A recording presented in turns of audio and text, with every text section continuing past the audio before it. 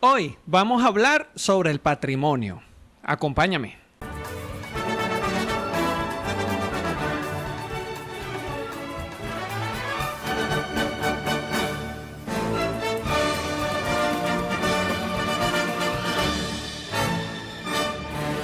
Con el Código Napoleónico del siglo XIX nacía la idea jurídica moderna de patrimonio. El término patrimonio proviene del latín patrimonium, conformado a su vez por pater, padre, y monium, recibido. De modo que podríamos entenderlo como recibido del padre. En aquel entonces, los bienes familiares de los ciudadanos nobles, llamados patricios, era transmitida del padre a sus hijos varones, ya que su administración era del pater familia, o padre de familia, aunque su propiedad era familiar. El patrimonio es un legado, es una herencia, algo que recibimos del pasado o que forma parte de un acervo valioso y digno de preservarse. Sin embargo, este término puede tener significados muy distintos dependiendo del área del saber desde donde lo contemplemos.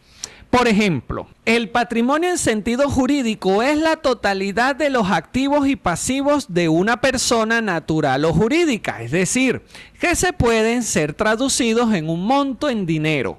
Sin embargo, también puede emplearse este término para referirse a los bienes históricos, documentales o incluso naturales que posee una nación. Esto sería su patrimonio histórico o su patrimonio natural.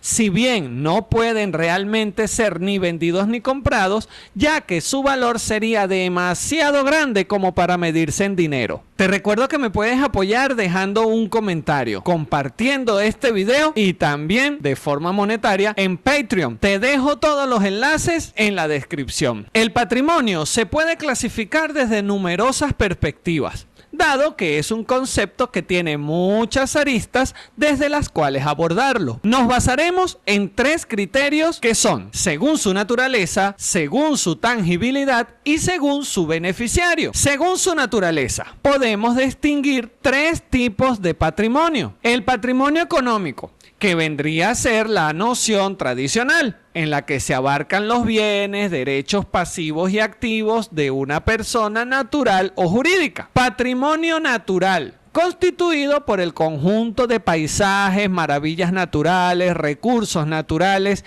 y acervo geológico que pertenece a una nación determinada y que es relevante desde un punto de vista medioambiental, científico y estético. Generalmente se entiende por patrimonio natural a los parques nacionales, los santuarios de la naturaleza y los monumentos naturales. Patrimonio cultural y o histórico, entendido como el conjunto de los bienes que su propia historia le ha dejado en herencia a una nación y que por lo tanto están revestidos en un importantísimo carácter histórico, simbólico o estético. El patrimonio cultural abarca tanto prácticas culturales como fuentes arqueológicas, obras artísticas, tradiciones populares, etc., en las cuales se halla contenida la identidad particular de una nación o una colectividad.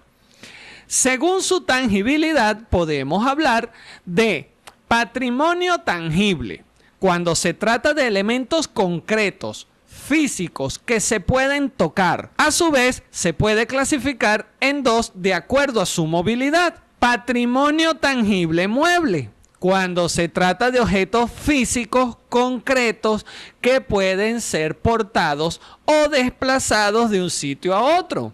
Patrimonio tangible inmueble, cuando se trata de objetos físicos concretos que no pueden ser portados o desplazados de un sitio a otro debido a su tamaño o su peso o fragilidad. Patrimonio intangible, cuando se trata de elementos abstractos que no pueden tocarse. Según su beneficiario, puede distinguirse entre patrimonio personal, cuando es propiedad de una única persona, natural o jurídica. Patrimonio colectivo, cuando no es propiedad de un particular, sino de dos o más, o bien de la colectividad toda. una nación, un colectivo, etc. Entonces, ¿qué es el patrimonio inmaterial de la humanidad?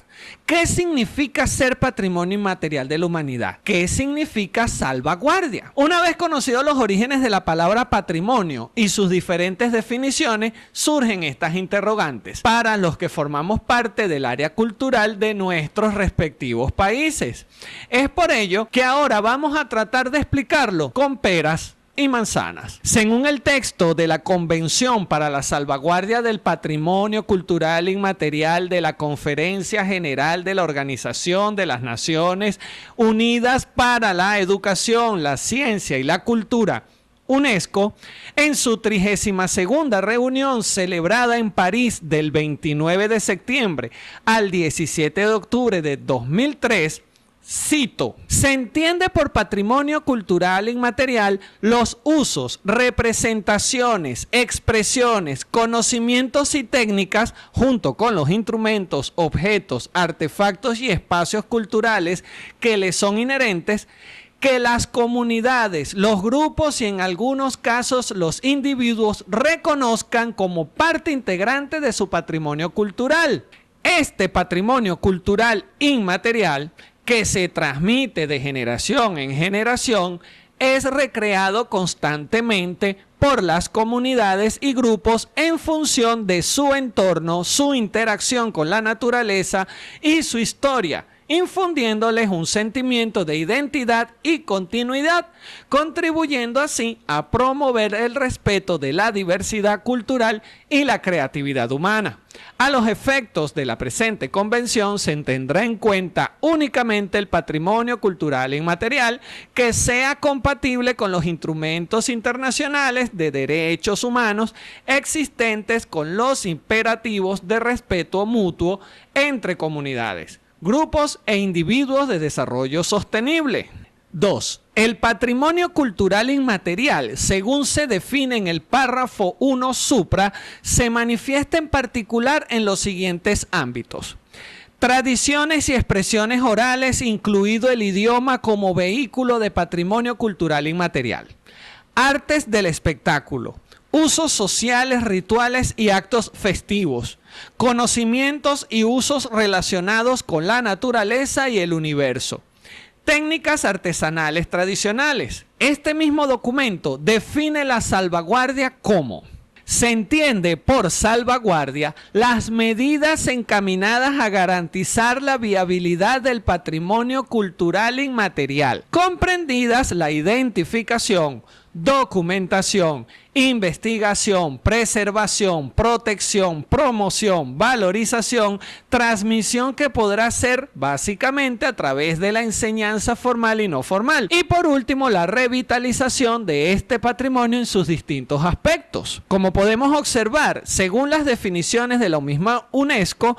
es importante que sepamos bien la definición de estos conceptos y así podamos hablar con propiedad y saber cuál arista de nuestra cultura y tradición es la que lleva el título de patrimonio inmaterial, para no incurrir en el error de asegurar que algo es patrimonio por el hecho de formar parte de lo que sí es patrimonio. Entiendo que es complicado entender algunos conceptos y saber dónde ubicar las acciones que estos conllevan, principalmente por la carga filosófica que llevan estas conceptualizaciones.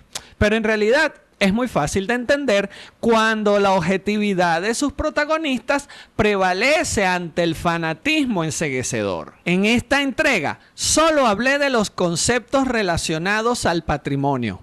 En otra oportunidad hablaremos de los beneficios que reciben las naciones que forman parte de estos convenios. Déjame en los comentarios si sabías sobre estos conceptos y cuál tradición consideras que debería ser llevado a la exaltación como patrimonio de tu país.